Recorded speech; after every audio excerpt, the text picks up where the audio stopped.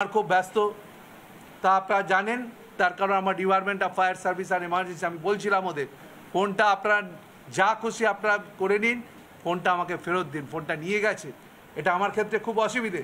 তা সত্ত্বেও আমি বলছি কোনো প্রতিবন্ধকতা আমাদেরকে আটকাতে পারবে না, তার কারণ আমরা মনে করি আমরা ঠিক পথে আছি। আর আমরা ঠিক পথে আছি, আমরা মানুষের সাথে আছি, মানুষের ভালো করবার জন্য যা করবার তাই করব এবং আন্দোলন আমরা চালিয়ে যাব এবং মানুষের জন্য করব। আমরা নিজের পরিবারের জন্য কিছু ভাবি না। ও বলছে কে আমার কে আত্মীয় নাকি পেয়েছে, তারা আমার আত্মীয় যদি কোথাও পরীক্ষা দিয়ে চাকরি পায় তার দায়িত্ব আমার কি করে হয়? আর আমি তো একটা কথা এখানে বলতে পারি, আপনারা প্রমাণ করে দিন। আমি সব প্রমাণের উত্তরের জবাব আমি বলেছি, যেভাবে চাইবেন আমরা গিয়ে দেবো এবং আমি গিয়ে দেবো। এবং তার কারণ আমি মনে করি না কোনো ব্যক্তি, এখানে বহু মানুষ আছে তারা সাহায্যের জন্য আমাদের কাছে আসে, তাদের পাশে যদি আমি সাহায্যটা নিঃস্বার্থভাবে করে দিই, কোনো বিনিময়ের মাধ্যম দিয়ে না করে যদি করে দিই, সেটা 100 বার করবো। যদি তার জন্য আমাকে জেলে পৌঁছতে হয়, পৌঁছতে আমি রাজি আছি। আমাদেরকে জেল দেখিয়ে লাভ নেই, আমাদেরকে জেল দেখিয়ে লাভ নেই। কিছুদিন আগে আমি দেখেছি সিবিআই নিয়ে একটা প্রশ্ন তুলেছিল। আমি না, সিবিআইয়ের কোনো নোটিশ আমার কাছে এলো না, সাংবাদিকদের হাতে হাতে ঘুরে বেড়ালো। পরবর্তী সময় প্রমাণ করে দিলাম যে সিবিআই আমাকে ডাকেনি। আর সিবিআই যদি ডাকে, ইনকাম ট্যাক্স যদি ডাকে, ভয় কি আছে? আমি তো জবাব দিতে রাজি আছি। আমি তো শুধু রাজনীতির বাইরেও আমার নিজের কিছু পেশা আছে, যে কাজটা আমি করি। তা আমি বলি, আমার লাইফ নিয়ে কেউ যেন বলতে না আসে। আমার লাইফটা অনেক অনেক ফাইট করে এই জায়গাটায় এসছি, লড়াই সংগ্রামের মধ্যে দিয়ে এসছি। ওই ফেস পাউডার মুখে দিয়ে সন্ধ্যেবেলায় টিভির সামনে বসে বড় বড় কথা লম্বা চওড়া, মানুষ এটাকে গ্রহণ করবে না। মানুষ তার জবাব দেওয়ার জন্য তৈরি আছে। কিছুদিন বাদে নির্বাচন আছে, মানুষ তার জবাব দেবে।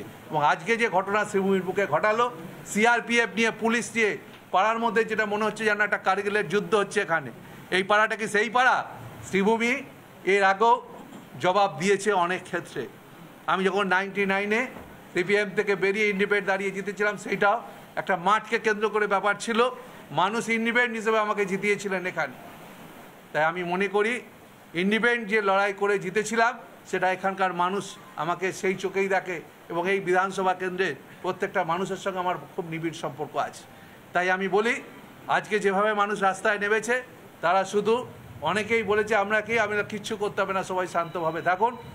জবাব তো আমরা মারামারির মধ্যে দেবো না, ব্যালটের মাধ্যম দিয়ে আমরা জবাব দিয়ে দেবো সামনে। না, মোবাইল ফোন নিয়ে গেছে, আর দু একটা কাগজ ডকুমেন্ট যেগুলো আমারই ছিল, আমি ওদের বলেছি এগুলো দেখে নিন। যে আমি ওই সময় ছিলাম না, কেন ছিলাম না তার কারণও সেই কাগজগুলোতে দিয়েছি, ওরা সেটা নিয়ে গেছে। না, আমাকে এখনো ডাকেনি, ডাকলে আমি তো আবার বলছি আপনাদের, যদি ডাকে যাব। কিন্তু এমন কোনো খবর আপনারা করবেন না যে খবরটার কোনো সততা নেই। ওরা এসছে, আপনারা দেখেছেন, আমরা সব রকমভাবে সহযোগিতা আমরা করেছি। এবং আমার ছেলে থেকে শুরু করে আমার মেয়ে থেকে বউ থেকে সবাই সহযোগিতা করেছে, এবং পাড়ার লোকেরাও সবাই সহযোগিতা করেছে। না, আমি যদি দেখুন, আমি একটা কথা বলি, যে সমস্ত লোকের নাম বলছেন সেই সমস্ত লোকের সঙ্গে আমার কোনো যোগাযোগ নেই, আর আমি এসব লোকের সঙ্গে যোগাযোগ রাখি না। যদি আজকে কেউ বলে দেয়, দেখুন আজকে বিভিন্ন জায়গায় সুজিতদা যায়, সুজিতদার সঙ্গে কেউ যদি একটা দাঁড়িয়ে ছবি তুলে নেয়, তাহলে সুজিতদা কী করবে? কিন্তু যার নাম বললেন তার সঙ্গে সুজিত বোসের কোনো যোগাযোগ নেই, তার সাথে কোনো সম্পর্ক সুজিত বোসের নেই। আরে এসবি মানে তো সুকান্ত হতে পারে, শুভেন্দু হতে পারে, আপনি কেন সুজিত বোসকে বলছেন? না, ওইটা শুভেন্দু আর ওই কি নাম সুকান্ত হবে, ওটা ভুল করেছে শুভেন্দু। তাহলে এসবি মানেই কি সুজিত বোস হয়ে গেল? শোনেন, এইসব কথার ছেদ কথার কোনো দাম নেই। যারা এসব নেয় তাদের বিরুদ্ধে বলুন, যারা রুমাল পেঁচিয়ে টাকা নেয়, তাদের কথা বলুন, চোরদের বলুন। ও চোর লোককে বলছে, ওর থেকে বড় চোর পশ্চিমবঙ্গে নেই। কেন, ওকে আমি জানি, খুব চিনি। ওর মন্ত্রিত্ব থাকাকালীন কি অপকীর্তি করেছে। আমার সরকার বলে দিদি ওকে ছেড়ে দিয়েছে, ওকে কখনো ছাড়া উচিত না, ওকে ধরে অ্যারেস্ট করা উচিত।